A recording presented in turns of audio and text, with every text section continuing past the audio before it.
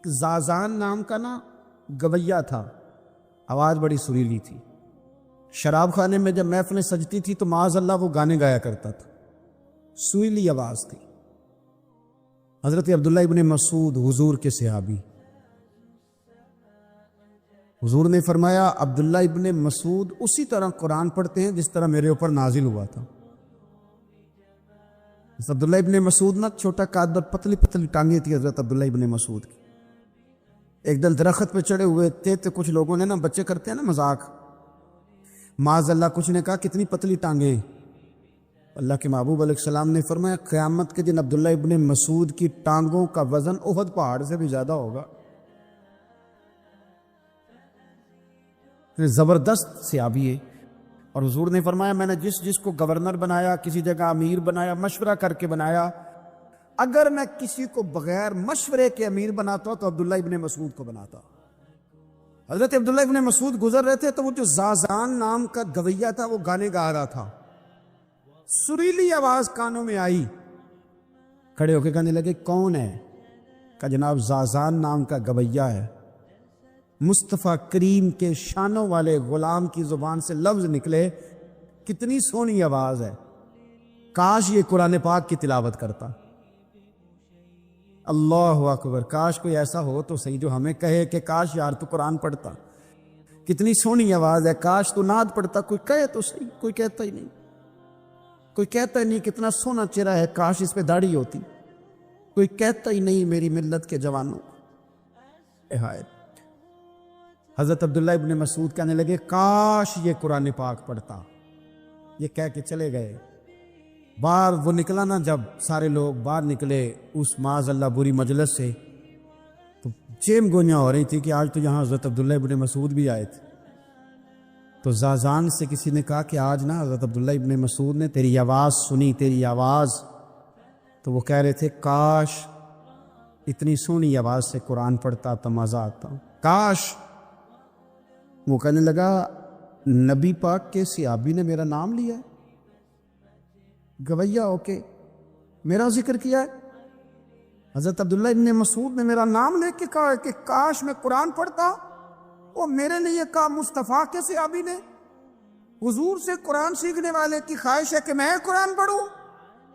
دوڑے گئے، کدھر ملیں گے عبداللہ ابن مسعود؟ فلاں فلاں جگہ، غسل کیا، وضو کیا، پیروں میں لگ گئے جا کے، کہنے لگے سونیا جس کے قرآن پڑھنے کی تعریف مدینے والے کریں، وہ میرے بارے میں کہے کہ مجھے قرآن پڑھنا چاہیے تھا، آج سے میں نے ٹھوکر ماری سارے گانوں کو، سکھاؤ مجھے قرآن، میں قرآن ہی پڑھا کروں، میں قرآن پڑھوں گا، میں پڑھ پڑھ کے سناؤں گا، لوگ میری زبان سے اللہ کے کلام کی تلاوت سنا کریں گے۔ کوئی بیٹھا ہوا مجھے دور دعا دیتا ہے، میں ڈوبتا ہوں سمندر اچھال دیتا ہے۔ دیکھیں نا، انسان پر اگر کوئی شخص نیکی کر دیتا ہے، احسان کر دیتا ہے، تو انسان اس کے سامنے پھر گردن نہیں اٹھا سکتا، یار یہ میرے مشکل وقت کا دوست ہے، اس نے میرے ساتھ نیکی کی، کبھی بھی گردن نہیں اٹھائے گا، جھکا کے رکھے گا۔ تو اگر عام کوئی نیکی کر دے تو اس کے سامنے انسان کبھی گردن نہیں اٹھاتا، تو جو رب ساری نعمتیں عطا فرمائے، جو کہے کہ تیری تخلیق میں نے کی، تجھ سے پہلوں کو بھی پیدا میں نے کیا، تیرے لیے زمین کا بچھونا بھی میں نے بچھایا، آسمان کی چھت بھی میں نے لگائی، تیرے لیے زمین سے ساری اناج کو، پھل کو، کھیتیوں کو نکالا بھی تیرے لیے، اب تو اس طرح کر کہ تو میری عبادت کر، تو میری بارگاہ میں جھک جا۔ بہت سارے نشے لوگوں کو لگے ہوئے ہوتے ہیں، ہر آدمی کوئی نہ کوئی نشہ کرتا ہے، کوئی دولت کا کرتا ہے، کوئی شہرت کا کرتا ہے، کوئی اپنی تعریف کا نشہ کرتا ہے، دو چار لوگوں سے تعریف سن کے مطمئن ہو جاتا ہے۔ ناراض تو نہیں ہوگے اس جملے سے؟ آپ کرتے ہیں لوگ دولت کا نشہ بھی، یہ جب نقصان ہوتا ہے تو بندے بیمار نہیں ہو جاتے؟ پیسے ڈوب جاتے ہیں تو لوگ بیمار نہیں ہو جاتے؟ اس کا مطلب یہ ہوتا ہے کہ نشہ ٹوٹ گیا ہے۔ اب بہک ہوئے ہیں نا تھوڑے سے تو کانپتے ہیں، تڑپتے ہیں، پریشان۔ نشہ ہی اسی طرح ہی کرتا ہے نا، نہیں ملتا تو پریشان ہوتا ہے۔ یہ سارے نشے ہیں، مختلف قسم کا نشہ. ہم مانتے نہیں اس بات کو، تسلیم نہیں کرتے، کیونکہ تسلیم کرنا بڑا مشکل کام ہے. اس کے لیے تو بڑی ساری چیزیں جو ہیں وہ دبوچ کے اور بڑی سارے رستے پھلانگ کے آنا پڑتا ہے، تو بڑا مشکل ہے ماننا، ورنہ کرتے ہیں ہم. ہمارا مزاج ہے. یہ گھومنے پھرنے کا، دنیا دیکھنے کا بھی ایک نشہ ہے. یہ بہت ساری باتیں کرنے کا بھی ایک نشہ ہے. گپ شپ کا بھی ایک نشہ ہے. دو چار لوگوں کی جب تک پگڑیاں نہ کھول لیں، بعض لوگوں کو نیند نہیں آتی. یہ غیبت کا، چغلی کا، بددیانتی کا، یہ بھی ایک نشہ ہے. اس پر ملا رومی رحمۃ اللہ نے بڑا کلام لکھا ہے. وہ کہتے ہیں مانگ کے کھانے کا بھی نشہ ہے. مانگ کے کھانے کا بھی نشہ ہے. وہ کہتے ہیں کہ ایک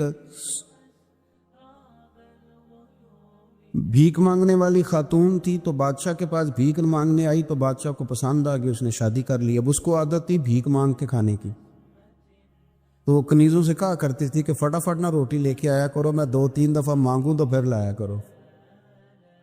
چونکہ ایک نشہ ہے نا، تو میں مانگوں 2-4 دفعہ تو پھر. تو انسان بہت سارے نشے کرتا ہے، یہ مانتا نہیں. یہ موبائل، یہ فیس بک، یہ سارے نشے ہی ہیں. اپنی فوٹو لگا لینا، سارا دن اسی کو دیکھتے رہنا. اور بڑے بڑے سیانے بندے جو وزادار ہیں، بڑے وزادار لوگ ہیں، لیکن وہ بھی سنجیدگی کے قائل نہیں، اس طرح کے نشوں کا شکار ہیں. یہ سارے نشے ہیں جو ہم نے پال لیے. ہمارے صوفیاء، ہمارے بزرگ فرماتے ہیں کہ تم اس طرح کرو، اگر سارے نشوں سے بچنا چاہتے ہو تو سجدے کا نشہ شروع کرو.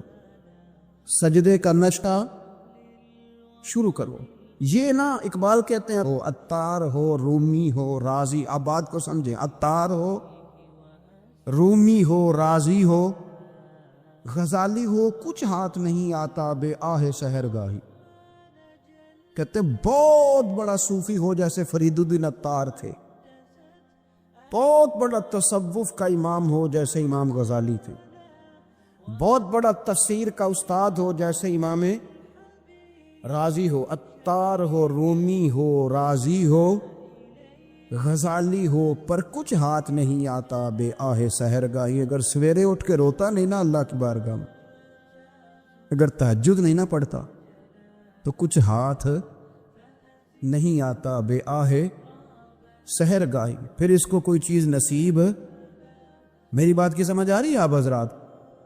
جب تک آپ سویرے نہیں اٹھتے، آپ اللہ اللہ نہیں کرتے، آپ کو نوافل کا چسکا نہیں، عبادت کا مزہ نہیں. فرمایا میری عبادت کرو، یہ شوق پیدا کرو، میں نے تمہیں پیدا کیا ہے.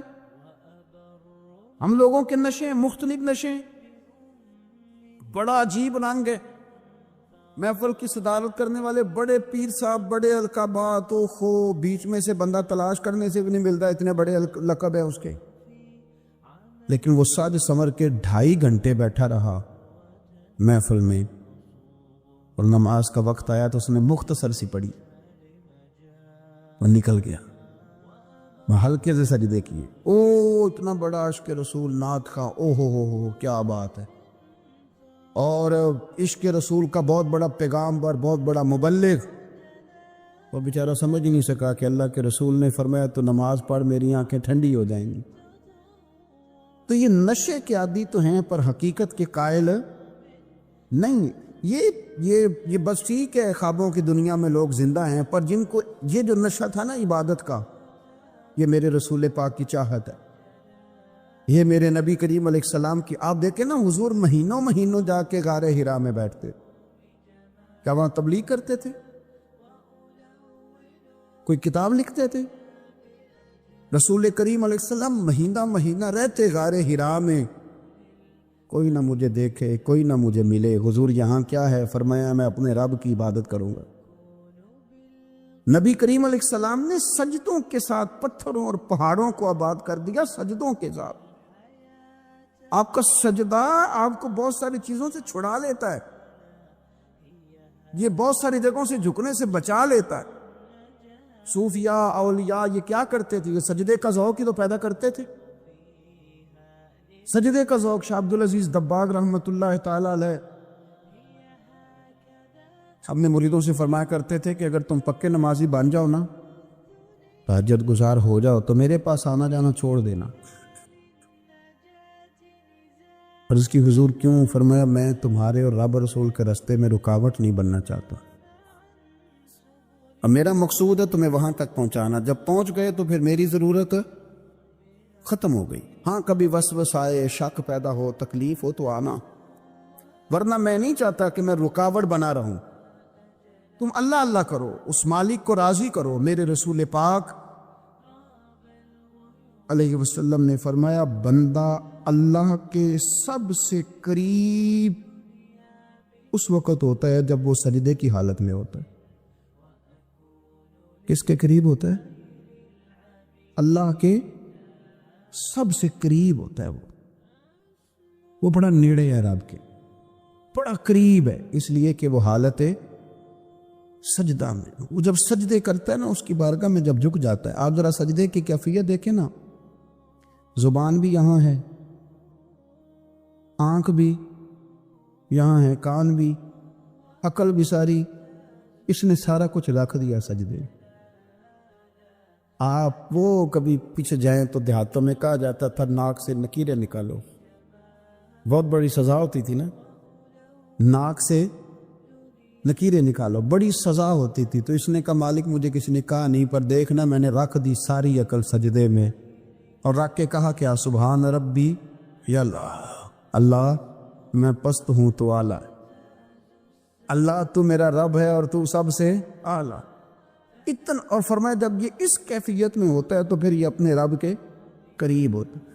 کثرت عبادت، نوافل۔ ہمارے ہاں عمرے کی قرآن اندازی محفلوں پہ ہونے لگ گئی ہے، حالانکہ حدیث سے ثابت نہیں۔ میں دوستوں سے کہتا ہوں جائز ہے، کرنی چاہیے، عمرے کی قرآن اندازی جائز ہے، پر کسی حدیث میں نہیں آئی کہ قرآن اندازی کرو عمرہ کرو۔ حدیث میں قرآن اندازی یہ آئی ہے کہ نبی پاک علیہ السلام نے فرمایا تمہیں پتہ چل جائے نا پہلی صف کا ثواب کتنا ہے، تم قرآن اندازی کرو۔ عمرے کی قرآن اندازی کا تو پوسٹر چھپتا ہے، تو یہ والی قرآن اندازی کب ہونی ہے؟ ہونی چاہیے کہ نہیں؟ حضور نے فرمایا تمہیں پتہ چلے کہ اس کا ثواب کتنا، تو تم قرآن اندازی کرو، تم قرآن ڈالو۔ جب آپ نماز پڑھ رہے ہوتے ہیں، جب آپ کا مصلی آباد ہوتا ہے، صلاح الدین ایوبی ایک بزرگ سے ملاقات ہو گئی بیت المقدس پر، قبضہ تھا عیسائیوں کا، تو صلاح الدین بڑے پریشان تھے۔ وہ بابا جی کہنے لگے پتر کیا ہوا؟ کہنے لگے حضور پتہ چلا ہے دشمن کے 2 بحری بیڑے اسلحہ لے کے آ رہے، مسلمان پہلے ہی کمزور ہیں، اور اب اگر 2 بحری بیڑے اور آ گئے تو حضور مسئلہ بن جائے گا۔ تو میں پریشان ہوں کہ کس طرح یہ کم مسئلے والی ہماری فوج ہے کیسے مقابلہ کرے گی۔ تو بابا جی کہنے لگے پتر اس طرح کرنا، آج رات تو بھی دعا کرنا اور میں بھی کروں گا، تو بھی دعا کرنا، آپ ناراض نہ ہونا، ہم تو پیروں والے ہیں، ہم تو پیروں کے نوکر غلام ہیں، ہمارا تو گزارا ہی نہیں، ہمیں تو ملتا ہے سارا کچھ وہاں سے۔ پر میرا سوال یہ ہے کہ تعویذ لینے جاتے ہو نفل کیوں نہیں پڑھتے؟ رات اللہ اللہ کیوں نہیں کرتے؟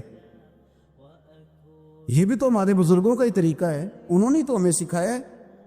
صلاح الدین ایوبی سے بزرگوں نے کہا کہ رات آج نا اللہ اللہ کرنا، تو میں تیرے لیے دعا کروں گا، تو بھی دعا کرنا۔ تو بندہ جب دکھی ہوتا ہے تو سجدہ کرتا ہے، تو پھر ہی تو مصلی بھیگ جاتا ہے، پھر ہی تو مزہ آتا ہے۔ سکھی بندہ تو کعبے جا کے نہیں روتا، دکھی تھے، تکلیف تھی، تو سر رکھا سجدے میں تو تڑپ گئے۔ اور وہ بابا جی کہتے ہیں میں مسجد آیا تو صلاح الدین چیخے مار کے رو رہا تھا اور کہہ رہا تھا مالک میں کوئی اپنی شان کے لیے تو نہیں نہ لڑ رہا، اللہ کو میں کوئی قبضوں کے لیے تو نہیں لڑ رہا، مالک تیرے لیے لڑ رہا ہوں، مجھے بے آبرو نہ کرنا، میری مدد فرمانا۔ کہتے ہیں میں آیا تھا کہ مسجد میں دعا کروں گا، پر صلاح الدین ایوبی کو روتے دیکھا تو میں لوٹ گیا۔ تو سویرے صلاح الدین ملے تو بڑے خوش تھے۔ میں نے کہا پتر کیا ہوا؟ کہنے لگے حضور وہ بحری بیڑے 2 آ رہے تھے نا اسلحہ لے کے، دونوں ڈوب گئے پانی میں ڈوب گئے۔ تو بابا جی کہنے لگے صلاح الدین وہ پانی میں نہیں ڈوبے، وہ تیرے آنسوؤں میں ڈوب گئے، وہ غرق ہو گئے، وہ جو تو نے مصلی بات کیا تو وہ تیرے آنسوؤں میں ڈوب گئے، وہ غرق ہو گئے، وہ تباہ، اتنے قیمتی تھے تیرے آنسو کہ بہا لے گئے دشمن کے بحری بیڑوں کو۔ میرے بھائی ٹھیک ہو گیا جی، میرے عزیز سمجھ لیں اس بات کو ہمیشہ کے لیے، اور اس پر غور کرنے اچھے طریقے سے کہ میرے رسول کریم سید عالم صلی اللہ علیہ وسلم نے نا ہماری توجہ دلائی، حضور نے ہمیں بتلایا، ہمارا ذوق بڑھایا عبادت کی طرف۔ ایک صحابی تھے حضرت ابو فاطمہ رضی اللہ تعالیٰ عنہ، یہ ترمذی شریف کی حدیث ہے۔ نبی پاک علیہ السلام نے فرمایا ابو فاطمہ قیامت کے دن مجھ سے جلدی ملنا چاہتے ہو کہ دیر کے ساتھ؟ تو کہنے لگے حضور کون ہوگا جو دیر سے ملنا چاہے، ہم نے تو جان دے دی وعدہ دیدار پر۔ اعلیٰ حضرت فرماتے ہیں جان دے دی وعدہ اور نقد اپنا دام ہو ہی جائے گا۔ مجھے لگتا ہے کہ یہ سودا نقد و نقد ہو جانا ہے، چونکہ ہم نے جان دے دی وعدہ دیدار پر۔ آپ نے وعدہ کیا تھا کہ مریں گے تو پھر زیارت ہوگی، تو مر گئے ہم زیارت کی خاطر۔ جان دے دی وعدہ دیدار پر، تو نقد اپنا دام ہو ہی جائے گا۔ اے رضا ہر کام کا ایک وقت ہے، دل کو بھی آرام ہو ہی جائے گا۔ تو حضرت ابو فاطمہ رضی اللہ تعالیٰ عنہ سے نبی پاک صلی اللہ علیہ وسلم نے فرمایا جلدی ملنا چاہتے ہو کہ دیر سے؟ عرض کی حضور فٹافٹ ملنا ہے، میں نے قیامت کے دن آپ سے جلدی ملنا ہے۔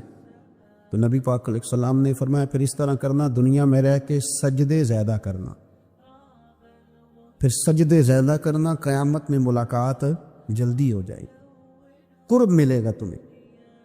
اپنے بچوں کے اندر لیکن نا ہم شوق پیدا کرتے ہیں، ہمیں صحیح لفظ نہیں بولنے آتے پر ہم بچوں میں شوق پیدا کرتے ہیں کہ پتر ڈاکٹر بن جائے گا تو بڑا نفع کرے گا، تو لوگوں کی خدمت کرے گا، ملک و ملت کی خدمت کرے گا، تیرے ابا کا نام روشن ہوگا، تیرے دادا کی تعریفیں ہوگی۔ ہم یہ ذوق پیدا کرتے ہیں، ہم اپنے نوجوانوں کے اندر یہ فکر پیدا کرتے ہیں، انہیں ہم سمجھاتے ہیں کہ میاں جب تم پڑھو گے، محنت کرو گے تو فلاں آدمی کی طرح تمہارا نام ہوگا۔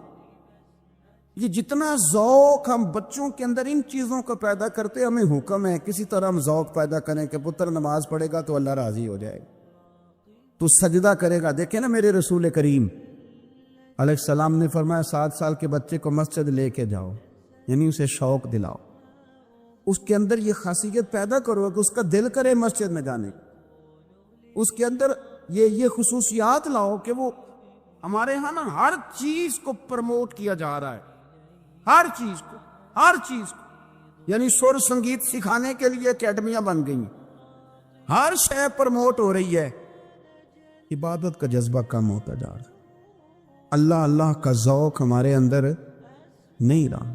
اور اتنا مشکل ہم نے اپنے لیے بنا لیا ہے کہ وہ بندہ جو بڑی زبردست مذہبی گفتگو کر رہا تھا اور تگڑی بات کر رہا تھا، کیا بات ہے، لیکن نماز کے بارے میں کمزوری دکھا جاتا ہے، نوافل کے بارے میں وہ چپکے سے نکل جاتا ہے۔ امام احمد بن حنبل رحمۃ اللہ تعالی علیہ، مسند امام احمد بن حنبل 14 جلدوں میں ہے مارکیٹ میں، اور مجھے تو خیر پسند ہی بڑی ہے، میں نے کئی دفعہ پڑھی ہے، اور کیا بات ہے امام احمد بن حنبل، کیسے تگڑے قسم کے محدث تھے، اور اللہ نے کتنا انہیں اعزاز عطا فرمایا ہوا۔ یہ کوڑے بھی کھاتے تھے دین کی خاطر، سارا کرتا لہو سے بھر بھی جایا کرتا، بڑا اعزاز والا شخص تھے، بڑے اعزاز والے، حدیثیں جمع کرنا، حدیثیں لکھنا، حدیث پڑھانا، سارا دن رہتے تھے۔ کہہ سکتے تھے کہ میں کر تو رہا ہوں کام، اور حدیث بھی موجود ہے کہ عالم عابد سے افضل ہوتا ہے، پر اس کے باوجود امام احمد بن حنبل رحمۃ اللہ علیہ 300 نفل فرض نمازوں کے علاوہ پڑھا کرتے، 300 نوافل روز پڑھا کرتے تھے۔ ان کے بیٹے نے کہا ابا جی مکان خریدنا ہے تو وہ جگہ کہاں کر کے لوں، بہت ساری آبادیاں، تو فرمایا پتر وہاں لینا جہاں مسجد قریب ہو۔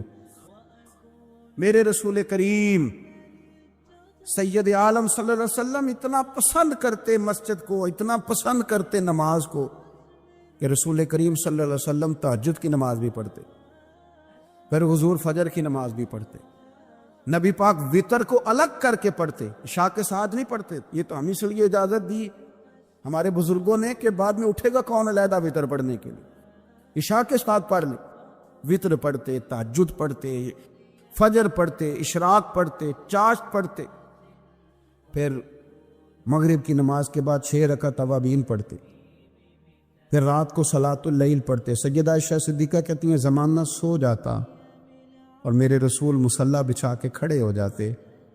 او یار، کھیتی باڑی کر کے نہیں، محنت مزدوری کر کے نہیں، جناب عائشہ کہتی ہیں میں یہ بھی دیکھتی کہ حضور ایک آیت شروع کرتے تو ساری رات اسی کو پڑھتے، اور میری نظر جاتی تو قدم مبارک پہ ورم آ جاتا۔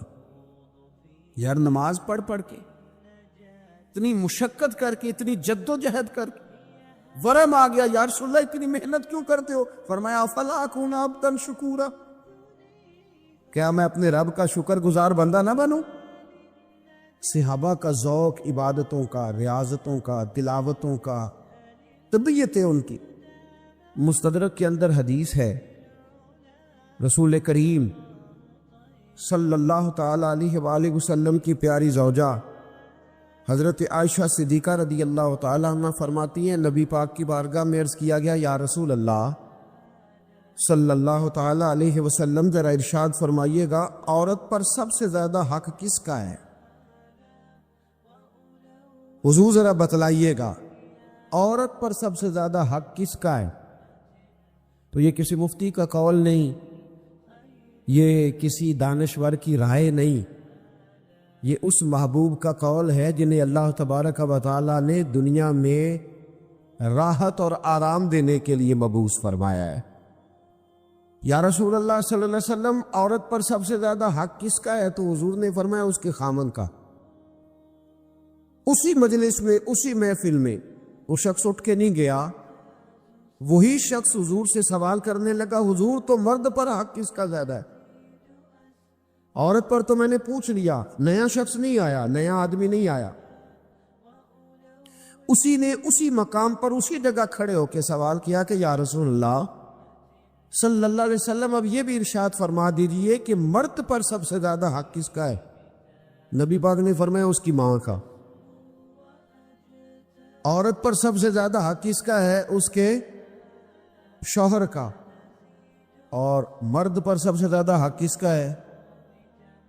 اس کی ماں کا۔ یہ حقوق، یہ تعین ہے جو نبی پاک صلی اللہ علیہ وسلم نے کر کے دیا۔ یہ حقوق کی وہ والی وضاحت ہے، اور یہ ہر آدمی کا وہ والا مقام ہے جو میرے محبوب علیہ الصلوۃ والسلام نے اپنی امت کو خود بتایا ہے کہ یہ اس کی جگہ ہے اور یہ اس کی جگہ ہے۔ اب یہاں ایک بات اور قابل غور ہے، مرد کے عورت پر بھی حقوق ہیں، عورت کے مرد پر حقوق ہے۔ انشاءاللہ تعالیٰ ایک موضوع آ رہا ہے، اس میں ان چیزوں کی کچھ زیادہ وضاحت کروں گا، یہاں صرف اشارہ دیتا ہوں۔ نبی پاک صلی اللہ علیہ وسلم کی خدمت میں ایک عورت حاضر ہوئی، اس نے عرض کی یا رسول اللہ صلی اللہ علیہ وسلم مجھے بتائیے گا مرد کے کیا حقوق ہیں، اگر میں ادا کر سکتی ہوں تو شادی کروں، حضور ذرا بتلائیے گا۔ تو یہ حدیثیں ہم نے بیٹیوں کو رٹانی ہے، یہ حدیثیں ہم نے بہنوں کو یاد کرانی ہے۔ میرے نبی پاک علیہ الصلوۃ والسلام سے پوچھا، امام حاکم نے لکھا ہے کتاب البر کے اندر، اس کو ابن جوزی علیہ الرحمٰن نے نقل کیا ہے، یا رسول اللہ صلی اللہ علیہ وسلم مجھے بتائیے گا خامند کے حقوق کیا ہے؟ اور خاتون عرض کرتی حضور اگر تمہیں ادا کر سکتی ہوئی تو نکاح کروں گی ورنہ نہیں کروں گی۔ اللہ کے رسول صلی اللہ تعالی علیہ وآلہ وسلم نے ارشاد فرمایا بھئی بات یہ ہے کہ اگر خامند کے جسم سے پیپ نکلے، ریشہ نکلے اور خون نکلے، عورت اپنی زبان سے صاف بھی کرے تو پھر بھی خامند کا حق ادا نہیں ہوتا۔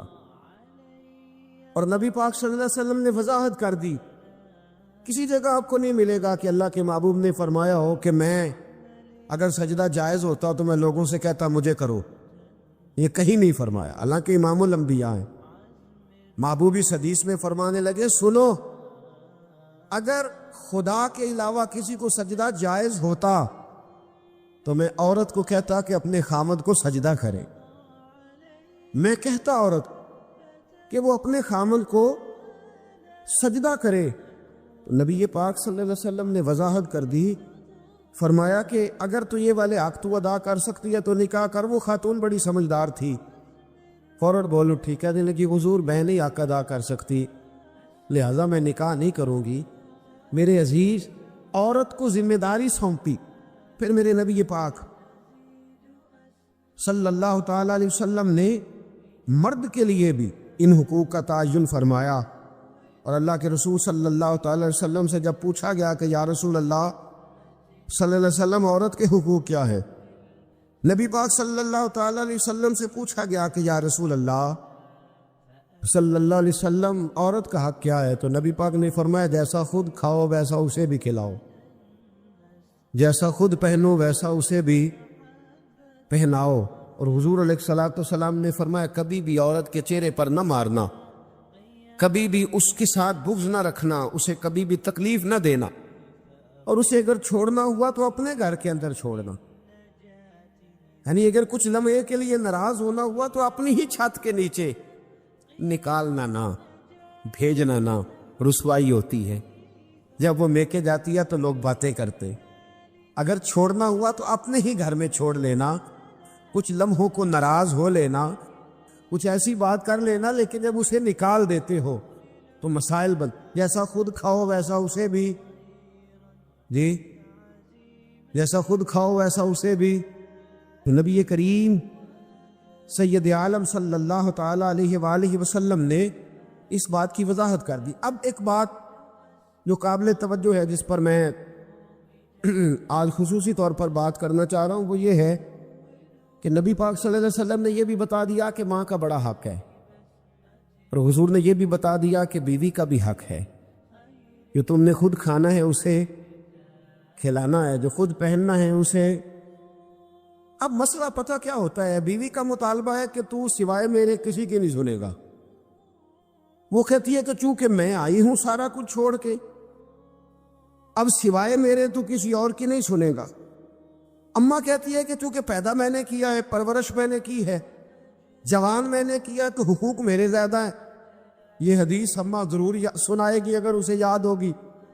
اب اس کا نقصان یہ ہوتا ہے اگر کسی عورت سے یہ پوچھا جائے کہ تو بتلا کہ بغیر ماں کے کوئی بچہ بڑا ہو سکتا تھا، تو اس نے پال پوس کے تجھے دیا ہے، تو تجھے کیسے کہہ سکتی ہے کہ تو کسی اور کی نہ سن؟ اور اگر اماں سے بندہ کہے کہ تو خود ہی گئی تھی اس کو دیکھنے، تو ہی اس کو لائی ہے، اب کس طرح کر کے یہ ممکن ہو سکتا ہے کہ خاتون خانہ جو نکاح کر کے آئی ہے، جس کے حقوق کا تعین خود نبی پاک صلی اللہ علیہ وسلم نے فرمایا، اس کو حق نہ دیا جائے؟ کچھ حقوق میاں بیوی کے ہیں، کوئی شخص وہاں بھی تقاضا نہ کرے، کوئی بہن تقاضا نہ کرے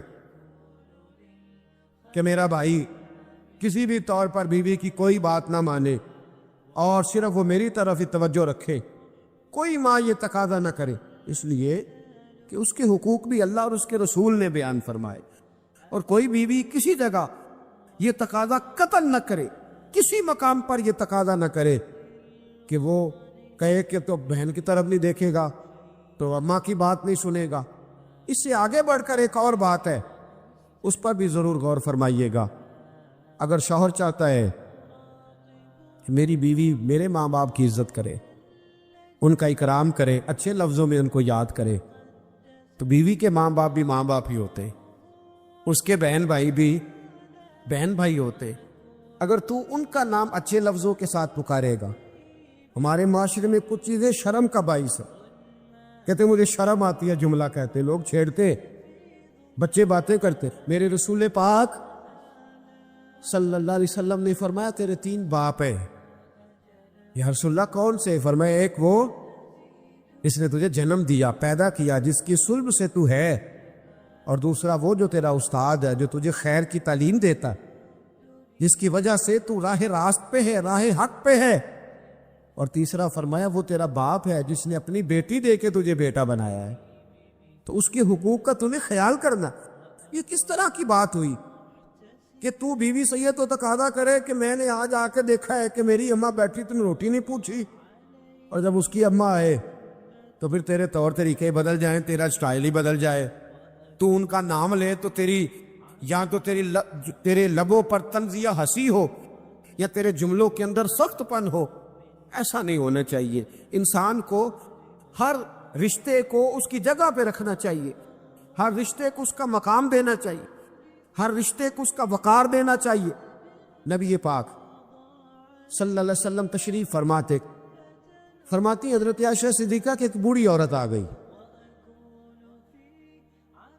اس عورت نے جب آ کر کے دروازے پہ دستک دی اور جب وہ بولی نا, اس نے گفتگو کی, اس کے جملے محبوب کے سماعت اقدس سے ٹکرائے. کہتے اللہ کے محبوب جلدی سے اٹھ کے بیٹھ گئے. حضور نے اس بوڑھی کا استقبال کیا اور حضور نے اسے بٹھایا. فرماتی ہر آنے والے مہمان کو حضور بڑی عزت دیتے تھے, بڑا نوازتے تھے, ہر آنے والے مہمان پہ بڑا کرم فرمایا کرتے تھے, لیکن اس خاتون کو زیادہ اعزاز دیا. اللہ کے محبوب علیہ السلام نے اس کے لیے کھانا منگوایا, کھجوریں دیں, شہد کے ساتھ تواضع فرمائی. فرماتے وہ بی بی باتیں کرتی تو میں دلچسپی دیکھتا. کچھ مہمان ایسے ہوتے ہیں نا جو آئیں تو بندہ کہتا ہے اللہ کرے اب چلے جائے نا کسی طریقے سے, اور کچھ ایسے ہوتے ہیں جن کو بندہ کہتا ہے اتنی بھی جلدی کیا ہے.